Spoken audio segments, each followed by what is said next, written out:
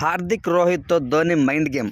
మొన్న జరిగిన Mumbai Indians versus Chennai super kings match అయితే చాలా అయితే ఆసక్తికరంగా మారింది. అట్ ది సేమ్ టైం ఎన్నో క్వశ్చన్స్కి జవాబు లేకుండా చేసిందనమాట. ఎందుకంటే రోహిత్ శర్మ సెంచరీ చేసినా కూడా ఓటమి పాలు ఎందుకైంది? కావాలనే ఆడా, లేకపోతే హార్దిక్ పాండ్యా ఎందుకు చివరి ఓవర్ను ఆకాశ్ మధ్వాల్తోనూ రోమరియా షెఫర్తో బేగకుండా తనే ఎందుకు వేశాడు? కావాలని ధోనికి పరులని సమర్పించుకున్నాడు అంటూ మాట్లాడుతున్నారు. హార్దిక్ పాండ్యా కావాలని ఏమి బౌలింగ్ వేయలేదు. At the same time Rohit Sharma కావాలని మ్యాచ్ ఓడిపోయే విధంగా చేయలేదు. సో అదంతా గేమ్ ఆఫ్ ద పార్ట్ అనమాట. కాకపోతే ఏంటంటే ధోని యొక్క మైండ్ గేమ్ క్యాప్టెన్సీ అయితే బాగా మనకు క్లారిటీ కనిపించింది. ఎందుకంటే శివం దుబే వచ్చినప్పుడు హార్దిక్ పాండ్యా స్పిన్నర్కి ఇస్తే కొడతారని తెలుసు, అందుకే స్పిన్నర్కి ఇవ్వలేదు. కానీ మధ్యలో సగేశారనమాట మన ధోని స్టాండ్స్లో ఉండి.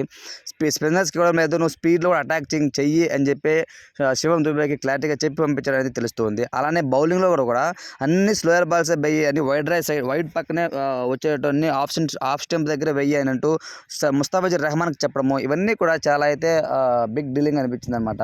మిడిల్ ఓవర్లో మన షాదుల్ ఠాకూర్ కూడా 2 రన్స్ ఇవ్వడము, తుషార్ పాండ్యా 2 రన్స్ ఇవ్వడము, ఒక 16 ఓవర్స్ నుంచి 14, 15, 16 ఈ ఓవర్స్ పెద్దగా పరులు రాలేదన్నమాట 17th ఓవర్ వరకు.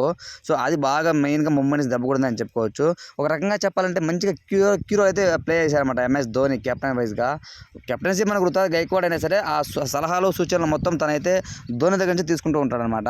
ఇదే తరహాలో హార్దిక్ పాండ్యా కూడా చెప్పాడనమాట, మా పత్రాన్ని శాసించింది మాత్రం MS ధోనియే. సో కాబట్టి మేము ఓడిపోవడానికి కారణం అతనే అన్నట్టు కూడా మారడం జరిగిందనమాట. సో కాబట్టి మాస్టర్ మైండ్ గేమ్ మళ్ళీ మనకైతే చూసాము. చాలా రోజుల తర్వాత అతన్ని మనము గేమ్ పోయి చూసామనంటూ ధోని ఫ్యాన్స్ అయితే పండగ చేసుకుంటూ ఉన్నారు.